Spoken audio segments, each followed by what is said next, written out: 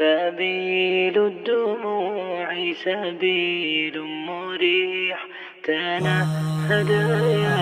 صاحي كي دیکھنے کا شکریہ. مفتی عثمانی کے بیانات اور شرعی سوالات و جوابات کو لائک، شیئر اور سبسکرائب کرنا نہ بھولیے.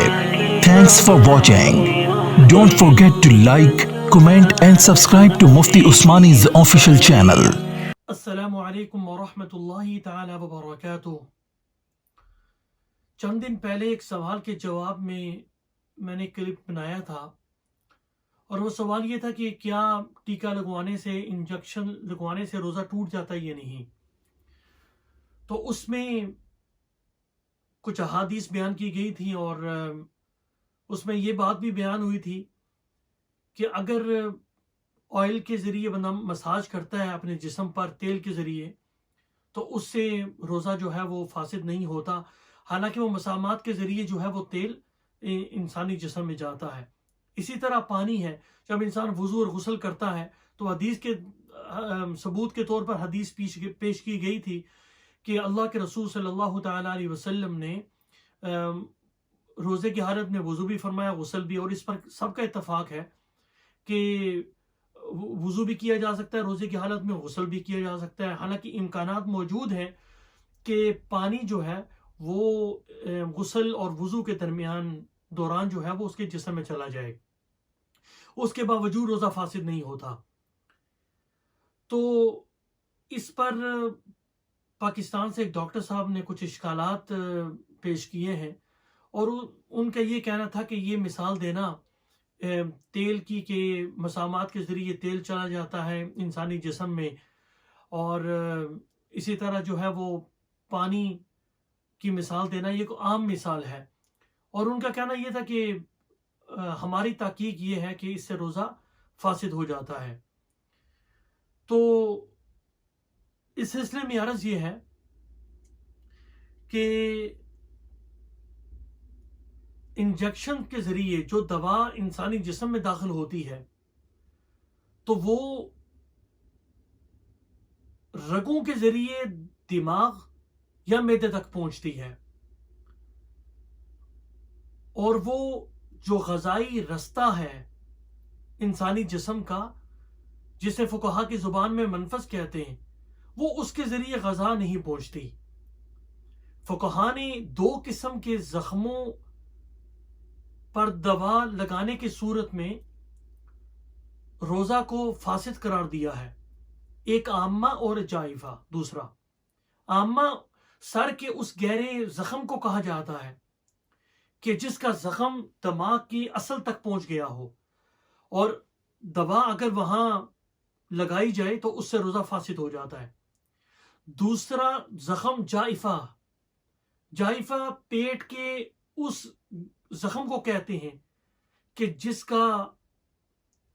جو معدے تک گہرا ہو، اور اگر وہاں دوائی لگائی جائے اور پہنچائی جائے براہ راست تو اس سے روزہ فاسد ہو جاتا ہے. چونکہ یہ دونوں زخم براہ راست معدے تک اور سر تک پہنچتے ہیں، رستہ مہیا کرتے ہیں دوا کے پہنچنے کا، تو اس سے روزہ فاسد ہو جاتا ہے. اس کے برخلاف دوسرے جسم کی جو زخم ہیں ان پر جو دوا ڈالی جاتی ہے وہ بھی کسی نہ کسی طریقے سے معدے تک اور دماغ تک پہنچتی ہے، لیکن براہ راست نہیں پہنچتی بلکہ رگوں کے ذریعے پہنچتی ہے. اسی وجہ سے ان دونوں زخموں کے علاوہ جو دوسرے زخم ہیں جسم کے جس حصے کے اندر بھی ہوں، ان پر ڈالی ہوئی دوا رگوں کے ذریعے اگر وہ معدے یا دماغ تک پہنچے تو اس سے روزہ فاسد نہیں ہوتا. چنانچہ امام نووی رحمۃ اللہ تعالی علیہ فرماتے ہیں کہ لو اوصل الدواء الى داخل لحم الساق او غرز فيه سكينا او غيرها فوصلت مخه لم يفطر بلا خلاف لأنه لا يعد عضوا مجوفا. وہ کہتے ہیں کہ اگر دوا پلنی کے اندرونی حصے تک پہنچائی یا چھڑی کے ذریعے یا کوئی کسی اور چیز کے ذریعے جو ہے چبو دی اور اس کا اثر گودے تک پہنچ گیا تو بغیر کسی اختلاف کے روزہ نہیں ٹوٹے گا، کیونکہ وہ عضو مجوف نہیں ہے۔ آگے صاحب ہدایہ کہتے ہیں وَلَوْ دَاوَى جَائِفَةً أَوْ عَامَّةً بِدَوَاءٍ فَوَصَلَ إِلَى جَوْفِهِ أَوْ دِمَاغِهِ أَفْطَرَ عند ابی حنیفہ رحمہ اللہ تعالی والذی یصلہ الرطب۔ وہ کہتے ہیں کہ اگر پیٹ کے یا دماغ کے اندر پہنچے ہوئے زخم کا دوا کے ذریعے علاج کسی نے کیا، پھر دوا اس کے پیٹ یا دماغ تک پہنچ جائے